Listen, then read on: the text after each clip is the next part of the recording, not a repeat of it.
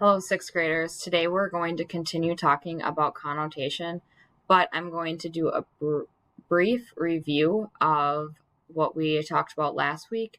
And one way that you can identify connotative words is to look for those describing words, which we call adjectives.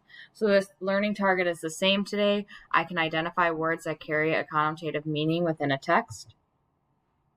So last week we talked about some describing words, and we call these adjectives.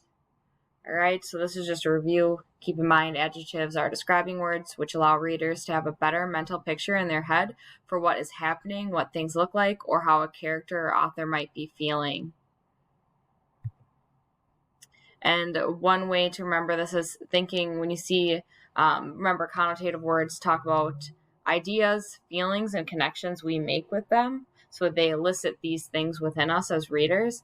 And a lot of times, or just one strategy to use is to correlate adjectives with that feeling. So connotative words really focus on feelings, thinking positive, negative, or neutral. And adjectives usually really elicit those feelings from us. So they really go hand in hand. Okay, so today we're going to focus on action words can also lead to connotations. So this is another strategy you can use, just looking at those action words. So think, what are some examples of action words? Begged, encouraged, announced, gestured.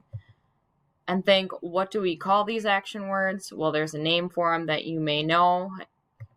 These are verbs. So think verbs and connotative words. Verbs are action words which allow readers to make a mental picture of what it might be happening or what characters are doing. Action words also help readers understand the way something may have happened, which helps us make connections to our own life and experiences with these connotative words. So connotative words can be verbs. Remember, connotations go deeper and refer to more. Think. Connotations elicit ideas, feelings, and connections within us.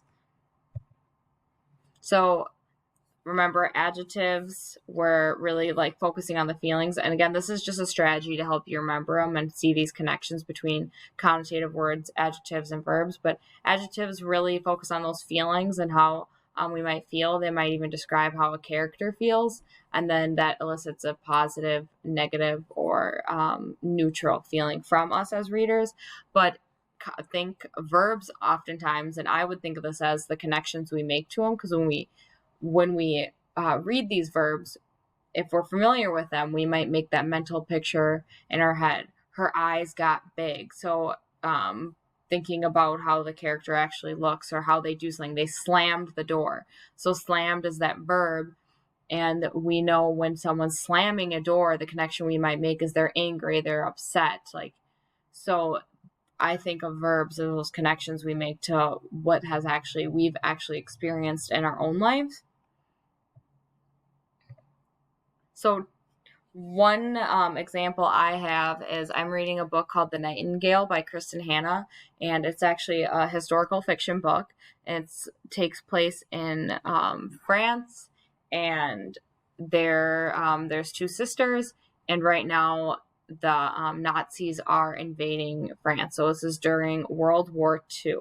So the sentence I have here is, she knocked twice, wincing each time her bloodied knuckles hit the wood. So this is about one of the sisters who recently fled the city and is now trying to go to her sister's house, who lives out in the country and further away from the area that the Nazis have just overtaken in France. So this is my sentence. The word I'm going to focus on it's a connotative word. It's also an action word, is wincing. So she was wincing. This is what she was doing, the sister. So think when someone's wincing, you're probably already making that mental picture in your head. So when you're wincing, your eyes kind of like crunch together and you're probably in pain. So I'm going to say it's a negative word. It's being used negatively, and it makes me even think like there's something negative about it because the character is in pain. So I have my connotative word, it's wincing. I know it is a negative word based on how it is being used and thinking about how the character might be feeling. And then what tone does the word create? Think, what impact does it have on the sentence? So this portrays the amount of pain the character is in and creates a tone of desperation as she tries to get her sister's attention. So she's knocking, trying to get her attention, like, hey, I'm here. But her sister is currently hiding downstairs because there's a lot of refugees fleeing the city in other cities, just trying to get to a safe area. So she thinks it's just like random people trying to get in. All right. So again, looking for those adjectives and those verbs when you're trying to identify connotative words will definitely help you today. You may even go one step further and think positive, negative, or neutral, and then the tone it creates for that overall sentence or within the context it's being used.